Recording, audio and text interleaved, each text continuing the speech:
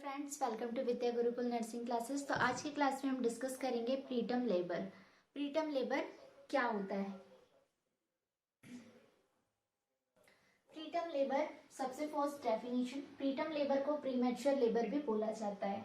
इसको हम क्या बोलते हैं? Premature labour. और जो बेबी प्रीटर्म बेबी होते हैं, जो क्या होते हैं, जेस्टेशन पीरियड के पहले ही क्या हो जाते हैं, बॉर्न हो जाते हैं, उनको बोला जाता है preemies baby. Preemies baby definition: preterm labor is defined as labor occurring before 37 week of gestation period। ठीक है, तो प्रीटर्म लेबर क्या होता है कि जो बेबी होता है वो 37 वीक, ये जो 37 वीक होते हैं प्रेगनेंसी के 9 मंथ, उससे पहले ही बेबी क्या हो जाता है, बॉर्न हो जाता है। 37 वीक के पहले ही क्या होगा, बेबी बॉर्न हो जाएगा। 34 वीक में, 35 वीक में, तो वो जो बेबी है उसको बोला जाता है प्रीटर्म बेबी, प्रीटर्म लेबर या फिर प्रीमेच्योर लेबर। इसको क्या, counting from first of LMP. और जो जेस्टेशन पीरियड होता है या फिर डेट ऑफ डिलीवरी होती है, उसे एलएमपी, उसे हम कब, ईडीडी जो होती है, एक्सपेक्टेड डेट ऑफ डिलीवरी, उसको हम कैसे काउंट करते हैं? उसे काउंट करते हैं फर्स्ट ऑफ एलएमपी। जो मदर है, मदर का जो मेंसेस था, लास्ट मेंस्ट्रुअल पीरियड कब आया? 26 सितंबर को आया। ठीक है, 2020 में लास्ट मेंसेस था। 26 सितंबर 2020 में मदर को लास्ट मेंसेस आया, तो इसी डेट से हम क्या करते हैं, उसको काउंट करते हैं। तो जब हम एलएमपी, जो फर्स्ट ऑफ एलएमपी है, और जब हम ईडीडी क्या करते हैं, काउंट करते हैं, तब हम क्या करेंगे, इसमें 7 डेज प्लस कर देते हैं, देन 9 मंथ क्या करेंगे, हम प्लस कर देंगे। तो इसमें 9 मंथ प्लस हो जाएगा और 7 डेज प्लस हो जाते हैं, तो क्या होता है, जो हमारी ईडीडी हो जाती है, एक्सपेक्टेड डेट ऑफ डिलीवरी, वो निकल आती है। जो 37 वीक से पहले बेबी बॉर्न हुआ, उसको हमने बोला प्रीमेच्योर लेबर। जो डिलीवरी हुई, प्रीमेच्योर लेबर। अब आ जाते हैं टर्म। टर्म लेबर किसको बोलेंगे? टर्म लेबर में आ जाता है कि जो 37 वीक से लेके 40 वीक के बीच में जो लेबर हुआ है, जो डिलीवरी हुई है, उसे बोला जाता है टर्म। और जो 40 वीक्स के बाद अगर जो बेबी डिलीवर हुआ है या जो डिलीवरी हुई है मदर की, उसे हम बोलेंगे पोस्ट टर्म। Post term. और प्री टर्म में 37 वीक, मतलब 37 जेस्टेशन वीक से पहले ही क्या हो जाएगा, लेबर या डिलीवरी हो जाएगी मदर की, तो हम उसको बोलते हैं प्री मैच्योर या प्रीटर्म लेबर। तो इसमें हमने देखा कि हम जो ईडीडी है वो कैसे निकालेंगे, एक्सपेक्टेड डेट ऑफ डिलीवरी कैसे काउंट करते हैं फर्स्ट ऑफ एलएमपी से। देन हमने देखा टर्म लेबर क्या है, प्रीटर्म लेबर क्या है, और पोस्ट टर्म लेबर क्या है। इसके बाद हम देखेंगे कि कौन कौन से कॉजेज हैं जिनके कारण प्री मैच्योर लेबर या प्रीटर्म लेबर देखने को मिलता है। तो देखते हैं प्री मैच्योर लेबर के लिए कौन कौन से कॉजेज होते हैं जो रिस्पॉन्सिबल होते हैं। तो सबसे फर्स्ट होता है मैटरनल कॉज, ठीक है। देन सेकेंड होता है foetus cause, second. Then third uterine cause, and fourth placental cause. तो इसके लिए कौन कौन रिस्पॉन्सिबल होता है? मैटरनल, फीटस, यूट्रस और लास्ट हो जाता है प्लेसेंटा। ये चारों होते हैं प्री मैच्योर लेबर के लिए या प्री टर्म लेबर के लिए रिस्पॉन्सिबल्स होते हैं। तो हम देखते हैं कि जो मैटरनल कॉज है वो कैसे रिस्पॉन्सिबल होता है। तो सबसे फर्स्ट आ जाता है previous history of induced obstruction. Means past है, पास्ट में मतलब पहले कोई ऐसी हिस्ट्री थी जिसके कारण क्या है, जो मदर है, मदर को प्री मैच्योर या प्रीटर्म डिलीवरी हो रही है, या प्रेजेंटिंग में, अभी प्रेजेंट में जब मदर प्रेग्नेंट है उस टाइम कौन से मेडिकल या सर्जिकल इलनेस से सफर कर रही है जिसके कारण जो है प्रीटर्म लेबर के चांसेस हो रहे हैं, या फिर प्रीटर्म जो डिलीवरी है वो हो रही है। तो सबसे फर्स्ट हम पास्ट देखते हैं। पास्ट में previous history of induced obstruction, मतलब पहले क्या है, इंड्यूस्ड ऑब्स्ट्रक्शन मीन्स होता है, ऑब्स्ट्रक्शन मीन्स जो मदर है, वो मदर ने पहले अगर जो मिसकैरेज हुआ है मदर का, मतलब कैसे मिसकैरेज, मतलब वो 20 वीक से पहले नहीं, उन्होंने अगर वो बेबी नहीं चाहते हैं उस टाइम पर अगर उन्होंने क्या किया है, अपना एबॉर्शन करवा लिया है, तो दैट कंडीशन में प्रीवियस ऐसी कोई हिस्ट्री है जिसके कारण क्या होगा, प्रीटर्म लेबर के चांसेस होंगे। फिर सेकंड होता है previous history of spontaneous abortion. Spontaneous abortion means यहाँ पर मदर ने एबॉर्शन नहीं किया है, 20 वीक पहले से क्या हुआ है, खुद से पहले से ही जो बेबी है वो क्या हो गया है, मिसकैरेज, जो मदर है मदर को मिसकैरेज हो गया है। तो वो अगर ऐसी कोई प्रीवियस हिस्ट्री है जिसके कारण क्या है, जो प्रीवियस एबॉर्शन मतलब स्पॉन्टेनियस एबॉर्शन हुआ है, तो दैट कंडीशन में क्या होगा, प्रीटर्म लेबर होगा। यहाँ पर इंड्यूस ऑब्स्ट्रक्शन, इंड्यूस एबॉर्शन होगा। इंड्यूस्ड एबॉर्शन करवाया है अगर मदर ने, प्रीवियस ऐसी कोई हिस्ट्री है, तो दैट कंडीशन में क्या होगा, प्रीटर्म लेबर होगा। सेकंड होगा previous history of spontaneous abortion. Spontaneous abortion means mother का क्या हो गया है, खुद से ही अपने आप ही मिसगैरेज हो गया है, तो दैट कंडीशन में क्या होगा, प्रीटर्म लेबर होने के चांसेस होंगे। Previous history of preterm delivery, मतलब पहले ऐसी कोई हिस्ट्री है जो मदर ने पहले जो बेबी कंसीव किया था उसकी भी जो डिलीवरी है अगर वो प्री टर्म ही हुई है, तो सेकंड बेबी जो है वो भी चांसेस हो सकते हैं प्री टर्म डिलीवर्ड होने के।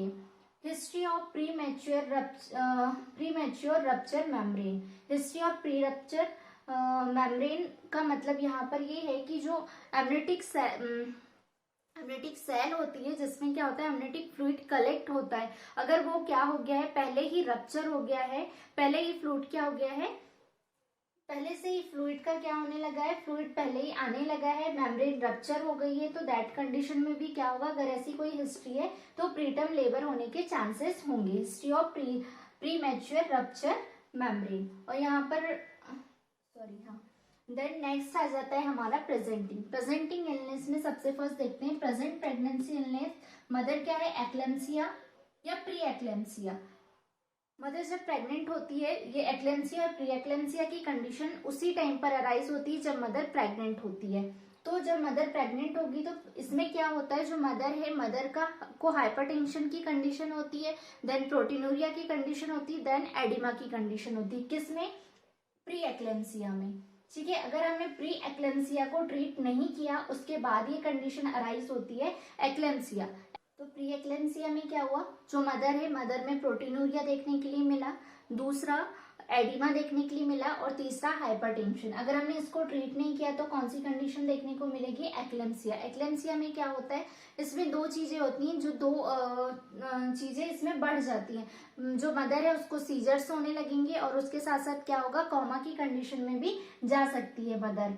तो यहाँ पर एक्लेम्सिया की कंडीशन में क्या होगा, हाइपरटेंशन होगा, प्रोटीनूरिया होगा, कोमा होगा, सीजर्स होगा एंड एडिमा देखने के लिए मिलेगा। देन आ जाता है APH. APH means antepartum haemorrhage.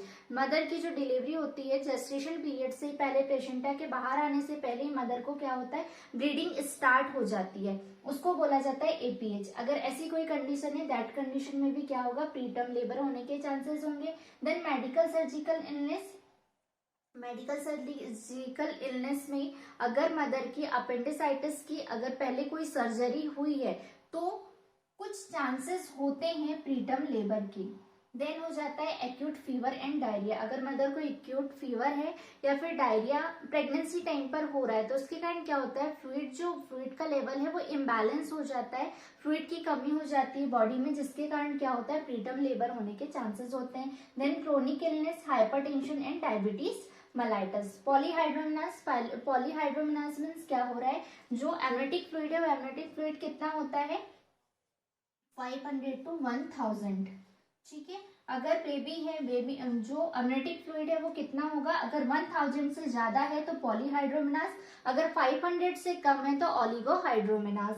तो पॉलीहाइड्रोमिनास की कंडीशन अगर है तो दैट कंडीशन में प्रीटर्म लेबर के चांसेस होंगे। Then UTI. यूटीआई में क्या होता है, जो बैक्टीरिया होता है इकोलाई वो ब्लड स्ट्रीम में जाकर क्या करता है, ब्लड स्ट्रीम में जाकर किडनी में पहुंच जाता है और किडनी को क्या करता है, वो इन्फेक्टेड कर देता है, और जो किडनी के फंक्शन होते हैं वो क्या होते हैं, धीरे धीरे स्लो होने लगते हैं, जिसके कारण ये अफेक्ट करता है मदर और बेबी को, जिसके कारण क्या होगा, प्रीटर्म लेबर होने के चांसेस होंगे। इसीलिए प्रेगनेंसी टाइम मदर को बोला जाता है कि आपको यूटीआई से बचकर रहना है, या अगर ऐसी कोई कंडीशन पहले ही अगर एक्यूट है तो उसको क्या करना है, प्रिवेंट करना है। इसलिए यूटीआई से प्रिवेंट किया जाता है मदर को पूरे जेस्टेशन पीरियड में। UTI means urinary track infection. उसके बाद आ जाते हैं हम फीटस कॉजेज में, मतलब फीटस के कारण कौन कौन से कॉजेज है जिसके कारण प्रीटर्म लेबर होने के चांसेस होते हैं। तो सबसे first congenital malformation. Congenital malformation मतलब जो बेबी है, बेबी को ही अगर किसी टाइप की कोई एब्नॉर्मलिटीज है, मतलब जब बेबी बॉर्न होने वाला है उससे पहले ही जब वो मदर के वूम में है, अगर किसी टाइप की कोई एब्नॉर्मलिटी है जिसके कारण क्या हो सकता है, प्रीटर्म लेबर हो सकता है। Then multiple pregnancy. Multiple pregnancy means twins baby. Mother का ये यूट्रस है और यूट्रस की कैपेसिटी कितनी होती है कि वो एक ही बेबी को अच्छे से कंसीव कर पाए। और जब डबल बेबी होंगे वहां पर तो क्या होगा, उनका जब जैसे जैसे फीटस क्या होगा, इम्प्रूव होगा, मतलब उसका ग्रोथ होगा वहां पर, तो यूट्रस का साइज भी क्या होगा, बढ़ने लगा। जब उनमें ज्यादा ग्रोथ होने लगेगी, जब यूट्रस की जो कैपेसिटी यहाँ पर जो सर्विक्स की मसल्स होती हैं, अगर वो उस चीज को क्या करेंगी, टॉलरेट नहीं कर सकती, उसके वेट को टॉलरेट नहीं कर पाएंगी, जिसके कारण क्या होगा, प्रीटर्म लेबर होगा।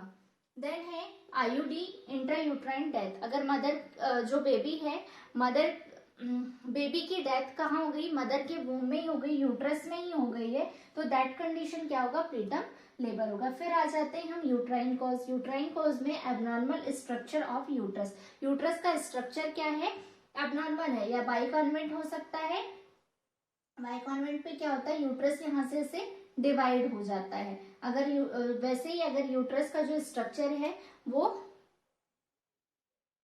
एबनॉर्मल है तो दैट कंडीशन क्या होगा, प्रीटर्म लेबर होगा। क्योंकि जो बेबी है वहां पर क्या होगा, जैसे उसका डेवलपमेंट होगा तो यूट्रस उसको रखने की कैपेसिटी नहीं होगी, बेबी को उसमें कंसीव करने की कैपेसिटी नहीं होगी अंदर जब उसका डेवलपमेंट होने लगेगा, जिसके कारण क्या होगा, प्रीटर्म लेबर हो जाएगा। नेक्स्ट देखते हैं प्लेसेंटल कॉज। प्लेसेंटल कॉज में placenta previa. Placenta previa means जो प्लेसेंटा है वो क्या होगा, पहले ही जैसे बेबी है, बेबी जैसे बॉर्न होने लगेगा उससे पहले ही क्या होगा, प्लेसेंटा में वो रप्चर हो जाएगा और क्या होगी, ब्लीडिंग स्टार्ट होगी, जिसे बोलते हैं प्लेसेंटा प्रीविया देन एब्रप्टो प्लेसेंटा। अगर ये कंडीशन होती है तो क्या होंगे, जो लेबर है वो लेबर के कौन से चांस होंगे, प्रीटर्म लेबर के चांसेस होंगे। तो ये आज का क्लास था हमारा, आज का वीडियो। आज के वीडियो में हमने देखा कि प्रीटर्म लेबर या प्री मैच्योर लेबर क्या होता है और कौन कौन से कॉजेस होते हैं जो इसके लिए रिस्पॉन्सिबल होते हैं। आई होप आज का टॉपिक आपको अच्छे से समझ में आया होगा। अगर आपको कोई भी डाउट है आप कमेंट सेक्शन में जाकर अपने डाउट क्लियर कर सकते हैं। मेरा वीडियो अच्छा लगा हो तो please like share and subscribe करें। नए वीडियो के नोटिफिकेशन के लिए बेल आइकन को प्रेस करना ना भूलिए। Thank you watching for my video.